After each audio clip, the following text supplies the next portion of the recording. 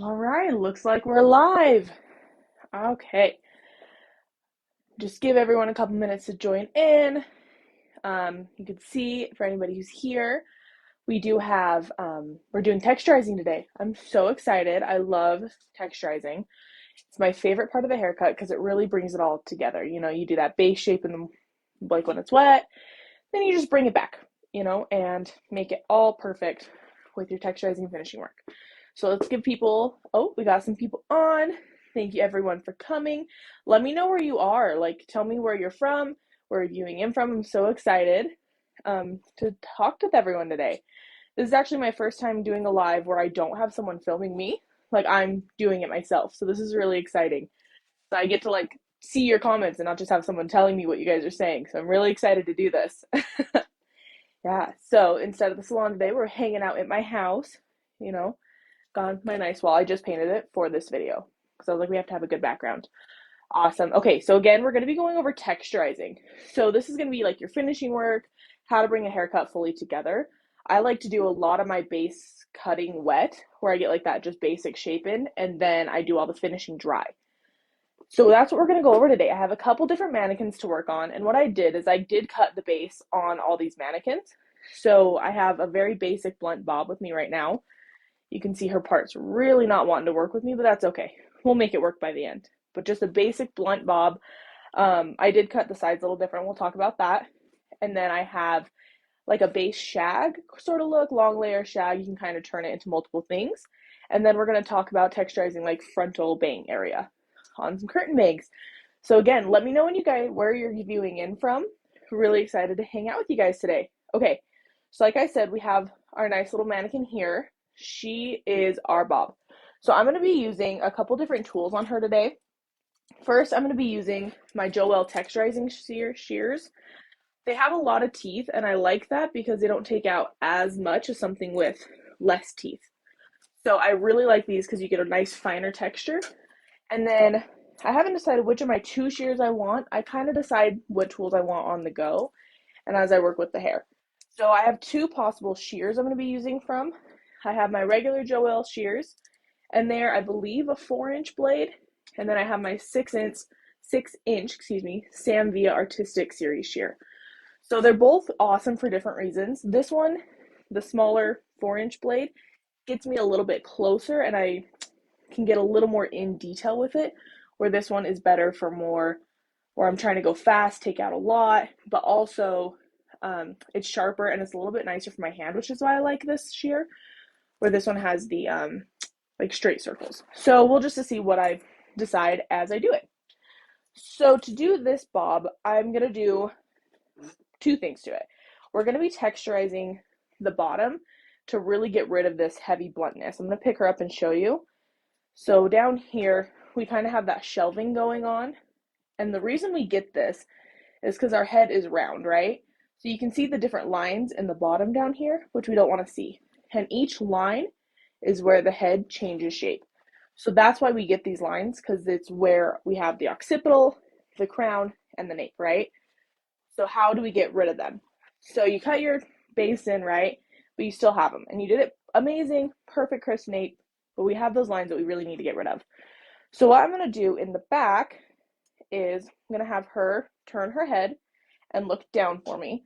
I always have them look down when I'm working in the nape section because it really helps me see what's down there. Because of the way our head is shaped, it pushes that hair out and makes it really awkward to get into. So to start, I'm going in with my Joelle texturizers, and I'm going to be using just kind of a standard comb. I'm using a brightly colored comb because she has dark hair, and I want to be able to see the hair through the comb. If I use a dark colored comb while on dark hair, I can't see the hair. So I'm going to come in here and just kind of pick up section by section.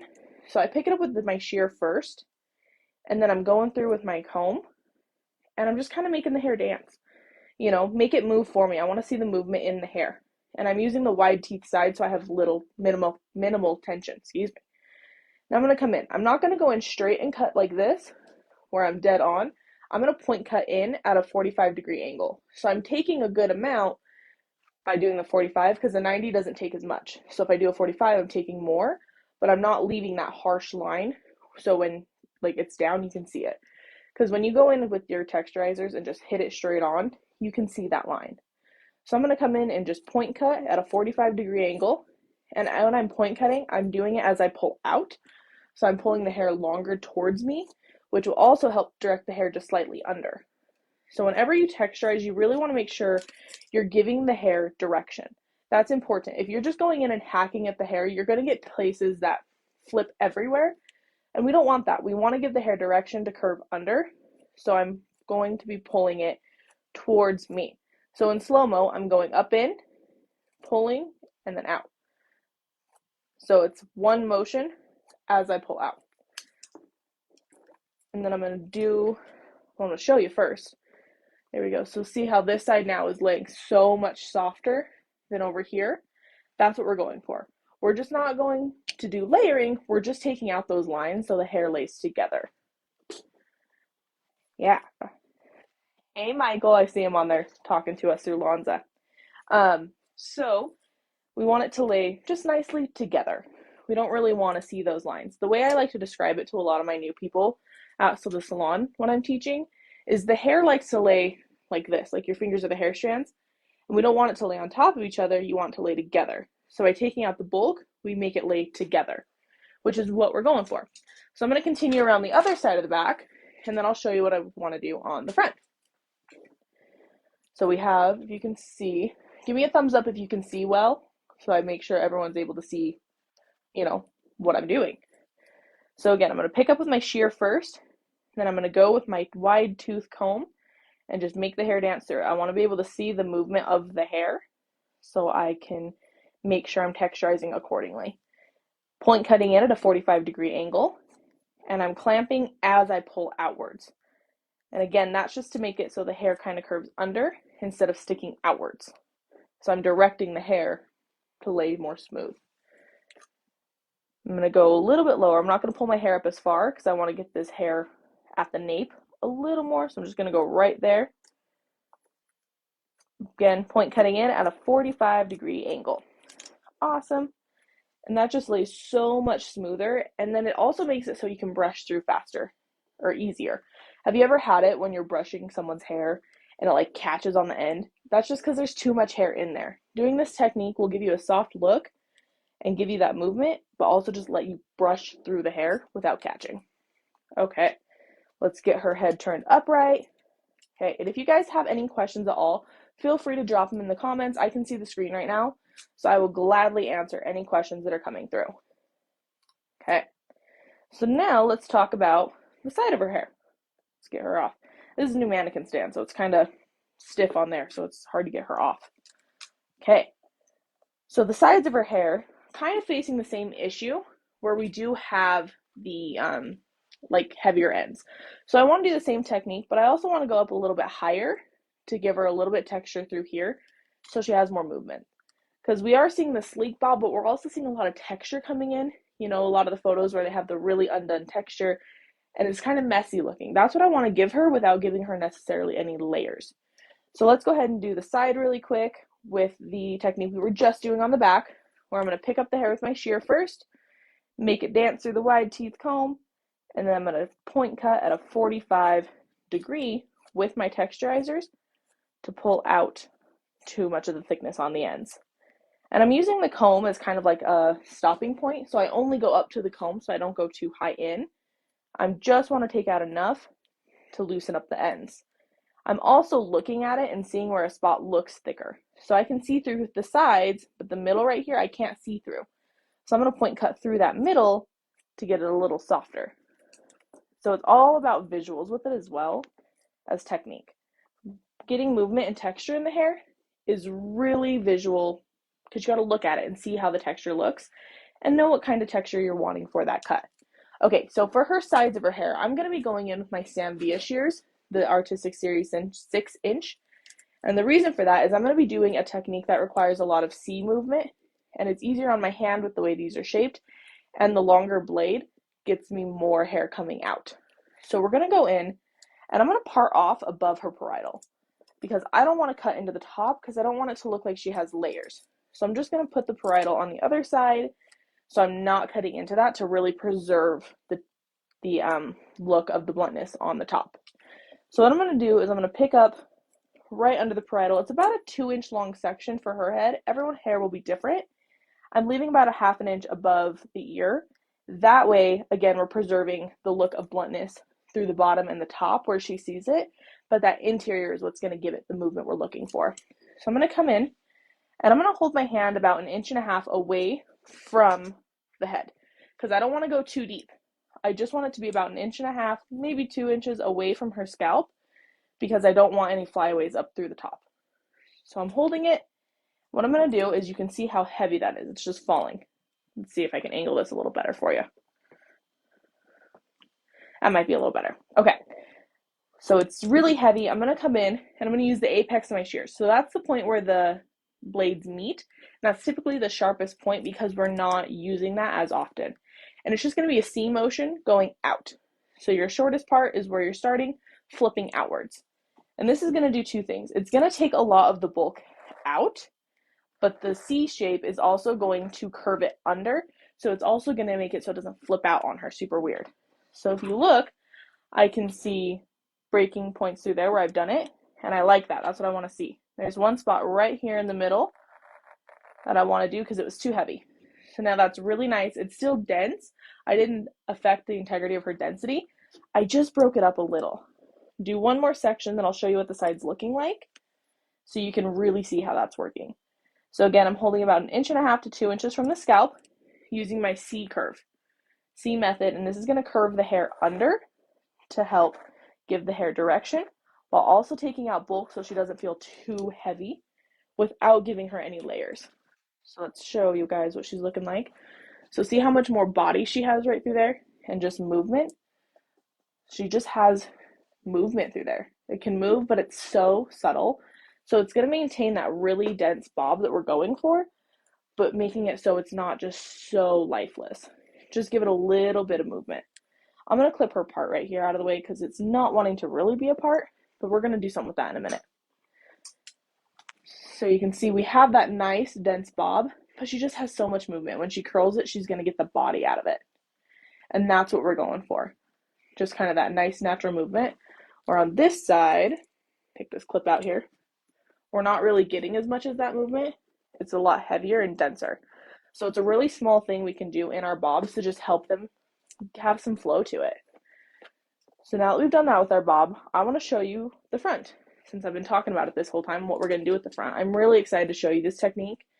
If you watched my Facebook Live 2 times ago, I believe, I did this technique on my coworker, and it is so beautiful that I just wanted to show you again because it's really a game changer for me at least, because we're getting a lot of these shorter cuts where we're getting those heavy bobs or the bixies coming in, you know, the bob pixie, but people want a middle part or they don't want to be stuck wearing one way. We want to flip our hair multiple ways and just have that loose texture.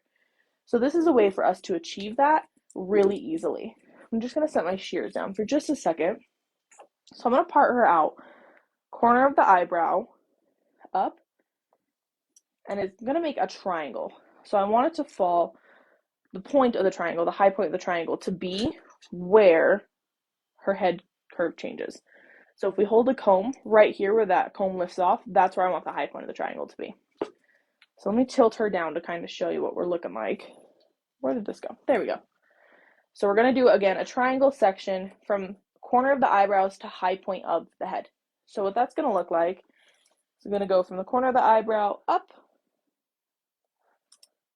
And I'm going to clip all this out of the way. We'll blend it in later, but I don't want to touch it right now. Oops. Do any of you guys do that? You get this like perfect section and then accidentally just like mess it up. I do that all the time. Okay, come on the other side. High point of the triangle, down the corner of the eyebrow. Extend that out a little bit further. Perfect. Just going to clip it out of the way. I typically do clip all the hair I don't want to work with out of the way because it gives me control. I tend to work better when I have control over what I'm doing.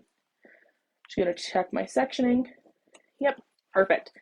And sometimes on your client's head, a mannequin's a little different because obviously they're manufactured, but on your client's head, the triangle may not be perfectly even, and that's okay because no one's head is perfectly even. So if your triangle, you're feeling like, what the heck is this? It's okay. Just let it be because you followed the parameters of their head shape, so it'll look natural when it's on them. So I'm going to come around here. Perfect. So I'm going to be kind of off screen for this part because I want to really show you what I'm doing. So I want to maintain a lot of the length here because we don't want to give her a true bang. So what I'm going to do is I'm actually going to cut this into a triangle section really subtly. So I'm going to come from the sides, and I want the shortest to be about her eyeball length. And normally I would stand directly in front, but I'm trying to be a little off to the side so you can see what I'm doing. But typically when cutting the front of the head, stand directly in front of whatever section you're cutting so you can ensure that it's even. But for the sake of the video, we're not doing that today. Okay, so coming about from the eyeball, and I'm going to slide, cut down, and just take that hair out. I'm going to check it. Awesome. See, we're just getting a nice subtle point. Then I'm going to come on this side and do the exact same thing. About the eyeball down into a point. And what this is doing is it's giving her layers on the side, but keeping that length in the middle. So that's going to be, so whenever she flips it, it looks like she has length, but there's short hair on either side, directing it the way you want it to go. Then I'm going to pick it all up together and point cut into that. Because if you look from the side, that is extremely heavy, and we don't want that. And the reason I'm going to point cut instead of going in with my thinning shears is because I like the look of the point cutting better around the face, because the thinning shears really leave lines and kind of thin out those ends without much control. So that's not what I'm wanting to do around her face. I want to have more control. So I'm going about 1.5 inches, 2 inches in, and I'm going to point cut at 90 degrees into the hair. 45 degrees takes out length and bulk. 90 degrees just texturizes. So I just want to keep doing this till I feel I like how it's looking. Yeah, and that's broken it up a lot. It's still maintaining all that length and still having good density, but it's not so heavy through the ends. So that way when it moves over, it'll have just much more softness to it. That's basically it. I also drop my combs a ton, so like if you're ever watching me teach and I'm dropping combs left and right, you didn't see it. All my clients know it too. I have like hundreds of combs in my drawer just because I drop combs. Like no one's business. But that's why I brought an extra. So we can see when we move this over, get her tilted up here. Sorry, again, this is a new stand, so I'm working it out, the kinks of it, figuring out how I like to use it. And I like that it stays in place well, but not when I try to move it. So it gives it a lot more direction to fall. This piece will never go with me apparently, but it gives it a lot more direction. So she still maintains a lot of that bob, but she gets to move her hair every which way. And on mannequin hair, of course, it doesn't quite want to do it because it's so like solidified wherever you put it, but it looks so nice and gives it just nice flow and be able to flip her hair every way. Okay, kind of see that? Perfect. And that gives her that illusion of having some sort of bang in the front without really having a true bang. Awesome. Okay, if you have any questions, again, drop it in the comment. I am going to move on from this mannequin right now, but if you have any questions about this mannequin, feel free to drop it in there. I'm totally open to answering them. Okay, so now we're going to move on to more of the long layered looks that we're seeing right now.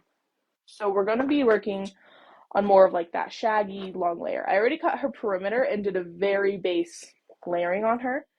I purposely left the layering quite heavy on top because that's kind of a trend we're seeing coming in right now with the wolf cut, shag, mullet, where we have a lot of heaviness up through here, and then through the ends it's a lot more wispy and finer, which is a good look. It's very 70s reminiscent from those shags, so it's really awesome, but we need to figure out how to work with that and how to texturize it and how to give it the look we want. So on this mannequin, both sides are going to be something different.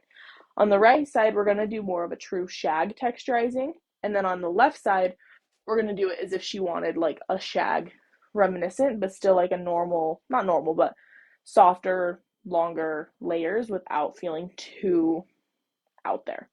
So just something a little more soft for her. Okay, so let's go ahead and start on the shag side. This mannequin head doesn't quite fit on stand, so I'm going to use our old-timey trick of just throwing a rag on there. Help her be a lot more stable.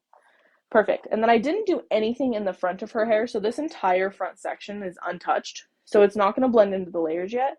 That's because I wanted to show you a really awesome technique to help blend those layers out. Okay, let me go ahead and get her sectioned off really fast. Take 2 seconds with my clip here. Perfect. So this is what we're going to be doing the shag on. So let's see, kind of turn you there. Perfect. If you can kind of see, her hair blends really well because it's a finer texture, but I did do a lot of layering through the top, and there's really not much through the bottom as far as layering goes. So we're going to be going through and blending that and give her that shag look, because when I push it up, it really just falls back down because there's no movement.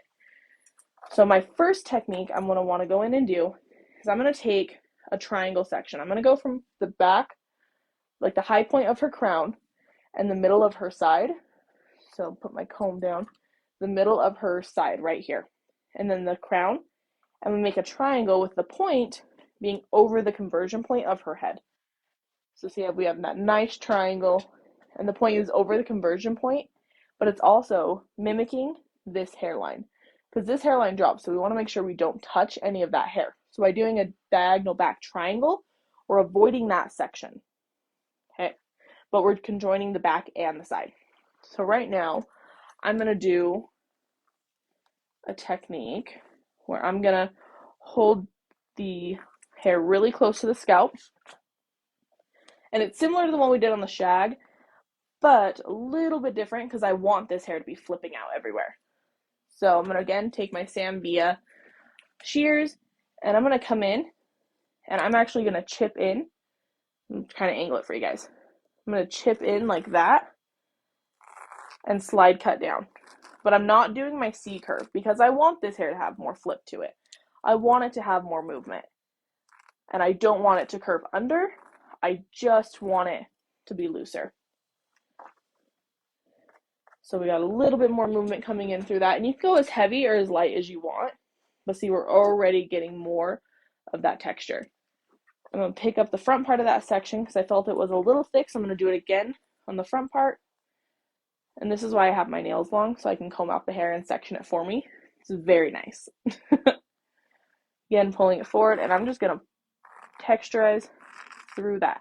And I'm not worried about going through the top of her hair on this. On the bob, we were more worried about it. We didn't want to lose that density through the top or the blunt look. But a shag, we want all that texture. So I'm not worried about taking out from the top. Then I'm going through the ends a little bit more, because again, the thinner ends is coming in for this technique. There we go. See how it's already giving itself so much more movement and texture through it? And that's just over the conversion point, because we really like that height right back here. And then it kind of comes down into a curtain bang, typically is what we're seeing right now. So the height over the conversion point is more what we're looking for in these modern shags. And I feel it's really heavy right here on top. Same technique. Again, texturizing your haircuts is so visual. You need to be looking for the points that feel heavy or feel like they need more movement to them. And that's where you're going to want to go through more. Awesome. Okay, so now we've gone through the top, but now let's talk about getting through that parietal ridge area. So just like the bob, I'm going to part out everything from the parietal up. And I'm just going to kind of clip it out of my way because I don't want to touch this anymore. I've done what I need to do there. But now I'm going to take about inch square sections or so. And what I'm going to do is I'm going to twist these, and I'm going to get them kind of a loose twist. You don't want it super tight, but just tight enough that they're there. Then you're going to come in and slide up, and you're going to go each way. And then when you pull it out, you created a whole bunch of texture through that hair and give it a lot of lift and just a lot of pieceiness. That's what we're looking for, is that pieceiness through that mid area, parietal area, to push up the rest of the hair and really give it that texturized heavy look that we're going for. So see, I'm switching whichever way I go, and I'm not worried about taking things too short through here because I'm only going about 4 inches below the root. So I'm leaving a lot of space between the root and what I'm doing. So it's really not going to take too much out. So again, twisting it, not super tight, just enough so that it stays in a twist. Then I'm going to go each side, just hitting into that. And you can see as I'm doing it, I'm slightly sliding my shear up. That's so I'm not just cutting on a straight line, I'm giving it some graduation to it. like when you cut a face framing. You want some graduation there. So we can see it's starting to give her some of that really nice piecey texture, like a shag. And I'm going to go right through the back again, do it here, and I do this all around the head, through that parietal area. I think we forget to texturize the middle because we don't remember how much it gives to our haircut. The middle is what's going to give you a lot of that volume, or it's going to give you a lot of flatness to the haircut. So whatever you're looking for, I like to focus on the middle because that's where I find I get most of it. All right. Yes, look at that. Look how much texture she's getting through there. I love it. And now the last thing I'm going to do is on the very ends, I want to thin these out a little because the shag, again, works where we have finer ends. So what I'm going to do is I'm going to pick them up, and I'm, again, just eyeballing it. I'm just going to pick it up, and I'm going to slide cut down. So when I slide cut, so you get the best angle for you. Okay, I'm going to hold my scissors down. So my elbow is kind of going out, and my scissors are going down towards me, and it's going to be a very light slide cut. And I just want to take off some of that density while also giving it a little bit of a layer, like a slither layer. I mean, this is a technique that's been done for so long. I remember learning this in school, and it's always stuck with me because it really does just take out that density on the ends while giving it some really awesome, like, layering look. If you notice, I just dropped out my front piece. The reason for that is I do all my front section, everything in front of the, well, pretty much everything in front of the ear. I do it separately because I have been known to create holes. That's something I struggled with in my career. So I found that what helps me to prevent that is by just doing it separately. And then I can really focus on it. So again, just going through, picking up my section, slide, cutting it down. Yes, I'm loving how much texture it's getting. I do a lot of these like wolf cut, shag, mullet cuts. And this technique helps me so much to get that look we're going for while still maintaining the density and having complete control over how dense her ends are. So we thin that out a lot, but she still has a strong layer. Still is able to see the ends, and it really gives that wispy look we're going for. Perfect. Okay. How are you guys feeling about this? Any questions? Anything like that? Drop them in the comments. Let me know, okay? Perfect. All right, we're getting so much of that volume up through here, but now we don't have anything in this front because, like I said, I do cut the front very last. So what I'm going to do to cut the front, I want to maintain her length in the front because I don't want to give her a true bang or anything because I want her to have that kind of long, heavy shag look in the front at least. So I'm going to go from the corner of her eyebrow, or the arch of her eyebrow, excuse me, and I'm going to section it about a quarter of the way down her part. So the measurement for her part would be from her front hairline to her crown. So about a quarter of the way between her front hairline and her crown. So about there, that's my triangle section. So you can see, have a triangle there from arch of her eyebrow to about a quarter of the way back. So when I cut this, I like to stand behind the section, and you'll be able to see my two guides. There's a guide here and a guide here.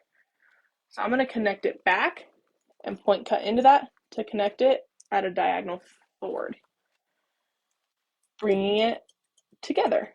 So I'm maintaining all that length in the front, but joining the layers together. And I actually do this technique on all of my layered cuts because I find it to help so much more with connecting the front. Now I'm going to do corner of her eyebrow to middle of her part line.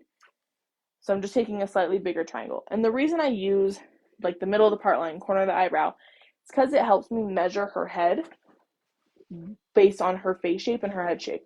If I were to be like, oh, a quarter of the way down the hairline to, by the ears, I mean, the ears would work. But if I use like actual exact measurements, I wouldn't be working for everyone's head shape. I would just be working for like a mannequin's or whoever you base that initial measurement off of. So everything I do is going to be based off of her head shape. So I connected my guides. Now this is going to be from in front of the ear where the hairline changes shape, this little corner right here, to the crown. So this is basically your whole side. Bring that up. Perfect. And again, combing up and just connecting them together. And that's just going to connect your layers in the front to maintain her length in the front. Even if I had given her bangs, I would do this technique because it connects the bangs to the layers. Perfect. Okay, so you can see that's all connected now, but she's still heavy up here. So now we're going to do our texturizing in the front. So what I'm going to do from here is I'm going to hold behind her head and flip it forward because I don't want to texturize these front pieces. I want to texturize behind so that she has texture, but it's not like right in her face and she has little baby bangs. So I'm going to do the same technique we did earlier, where I'm not doing the C shape. I'm just dragging it out. And I'm just very slightly doing it to give her texture through the front. So it just loosens that up just enough to where it feels nice and soft. And then I'm going to come right here in the front where I see that that's heavy. Like you can see right there, it's just so heavy. And then I'm going to do my slithering technique where I hold it out and down, and I just cut the down into it, just taking off those ends. There we go. That joined them together so much better. So now, hold her up for you guys. You can see we have such a strong shag look going on. And you can do the bangs, you can do whatever you want with this. But we wanted to keep her a little longer. This gives me a lot of those like 90s vibes, and I'm really liking that. It's really cute. Awesome. All that movement.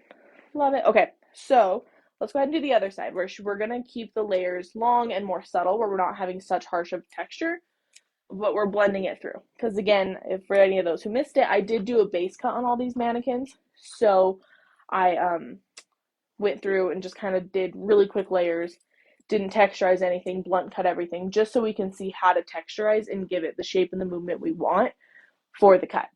Because again, a lot of this texturizing is when I do my finishing work. So it's at the end when it's dry. I rarely do texturizing wet because I don't want to take too much out of the hair. So let's see. Okay, I gotta get around this mannequin. So same type of layers I had cut. They're really heavy, and I left out the front to join them in later. But you can see really heavy right through this top, but not much through the bottom. So what I want to do is I want to connect that top and the bottom. I'm going to take one section just right above her ear, however on the side. There we go. I'm going to comb her up.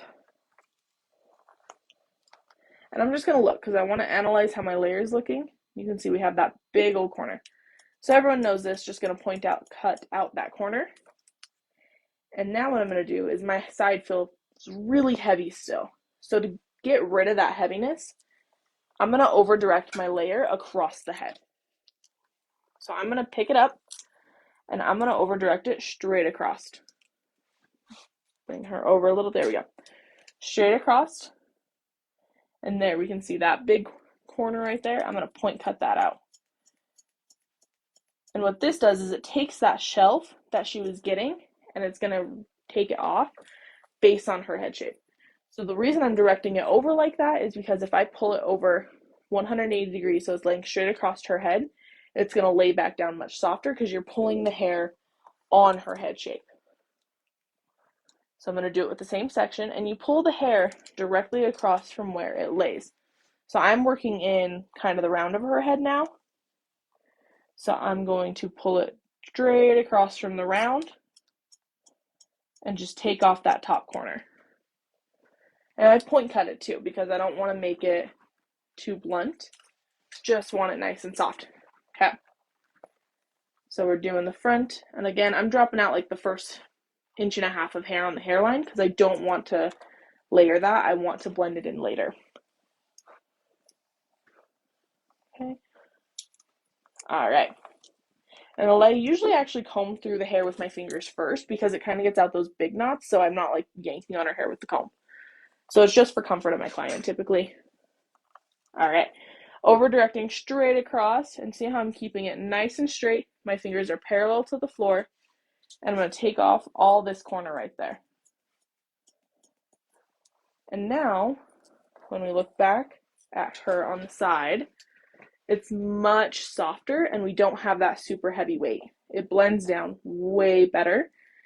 And then just right through the back, I'm going to do another texturizing technique. I usually only do this technique in the back where the hair is too heavy. Perfect. Okay. Clip that out of the way. So what I'm going to do is I'm going to pick all of this hair up and start combing it upwards. This is a brand new mannequin, so she is going to fight with me a little. I put some keratin healing oil in her hair. That's what I prepped all these mannequins with, was keratin healing oil.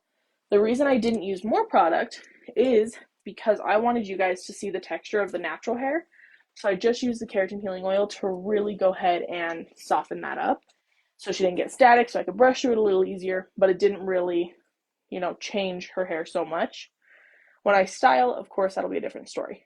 Okay, I comb the hair all the way up, and I'm letting whatever falls out, fall out. Then you can see I have this big line of hair, and if I pull this back, there's a guide right there. So this is just connecting all of that, and I'm point cutting at a 90 degree. And that's not really taking it is taking length, but it's taking length slowly so I can get a ton of texture. So see, it's really nice and shattered in there. That's what I want to connect this down. Awesome. So now I've connected that down. All the layers are blending nicely through. We don't have super heaviness on top. And she still has a ton of layers, but they're really soft layers.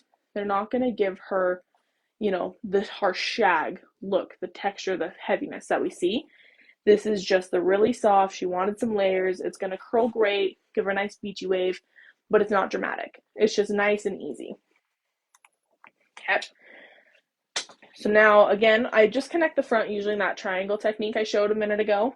So I'll quickly run through it again. I won't hammer it on too much, but we're going from a quarter of the part line back to the arch of the eyebrow, lifting it up. There's my guide, connecting it together. And then halfway from the part line back to corner of the eyebrow. Take a little off that, I took a little too much. There we go. Again, connecting my guides together. Perfect. And now crown to the corner of the hairline where it switches direction from being a vertical hairline to a horizontal hairline. That's like right in front of the ears. Okay. Yep. There we go. That's what my line looks like. So it's a diagonal back. Diagonal forward, excuse me. Okay. And then I'm connecting those two together by point cutting. Then I'm going in at 90 just to really soften. Since I have pretty much the whole side here, I really want to make sure that's nice and soft. Okay. So now there we have it. We have a nice, soft, texturized layer. Really easy, wearable every day for your clients. And then on this side, we have our heavier shag for the clients who want that heavy texture, really awesome look. Okay. Yeah, so here's our shag side where we can push up all that hair and really get that volume and heaviness going through it. And then we have our softer, just more subtle movement layer. Awesome. Okay, we have just a few minutes left together. So I just want to quickly show you how I'm going to texturize curtain bangs because we see these a ton. And I feel like you can use some texture in them sometimes. Okay, so as you can see, this is one of my mannequins for training. So of course it's, multicolored. We love that. So I have our curtain bang cut. So how I want to texturize this is I'm going to pick up pretty much that whole curtain right there. That whole thing. So I can lift it up and I'm going to come underneath my fingers. And the reason for that is when I hold the hair with my fingers with high tension and I cut below them, I'm going to give it more of a piecey look because that texture is going to spring back down. So I'm using just the tip, barely opening my shear because I don't want to cut a lot. I just want to give it that springy texture through it. And I'm not going too far in, just enough to really take out that weight. And I'm going to do one more section because right there still looks a little too heavy for me, right in the very, very front. So again, holding it up. And then, come on, there we go. Holding it up and just with the tip, just kind of piecing out in little places. So she has so much more just flow to it where it's wanting to go, where this side's feeling a lot heavier. This side just has that bit more of a flow and that slight movement. And I'm going to connect it back a little because if we look, we can see where the movement kind of stops right there. And I don't like that. I want to keep that going. Because the curtain bang is a really awesome bang because it doesn't like stop. It's not like our straight across bangs where they do tend to stop and just end. They are just keep going and kind of flow in with the hair. So what's so great about them. So holding it with high tension in my fingers, I'm just going to barely tap it. Just barely tap it. I go a little higher, a little lower, and I'm only cutting like 1, maybe 2 hairs at a time. Very, very lightly. Great.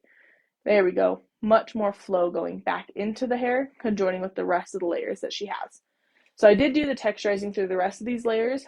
I used a lot of point cutting, and I did take my texturizing shears just like an inch above the scalp and do that same technique I just did, just with texturizing shears and a little bit heavier.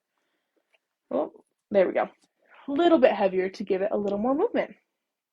Okay, so today we went over how to texturize our bobs and how to give it a nice light texture, help give it some movement in the front so we can flip it each way and give it some really just nice movement. Some lift in there by texturizing through the parietal ridge and leaving the top and the bottom, but also how to point cut the bottom so they blend together instead of sitting in like a stack. And then we also did the shag and the long layer cut, and we went over some curtain bangs. If you guys have any questions, again, drop them in the comments real quick before we go. If not, I do have an Instagram. It is ayhair.stylist. So it is ayhair.stylist. And you can message me on there. I'll get back to you as soon as you can. I do showcase a lot of these techniques on my Instagram, so you can catch me there. Also, Lonza Healing Hair Care. I will try and get before and afters of these guys, and then I can post them, and I'm sure Lonza will help share them to the page, get it out to you guys. Yeah, if you guys have any other questions, again, reach out to me. It was so nice to be with you today. I really enjoy doing these lives. I have so much fun. Thank you guys for joining in, and I will see you next time.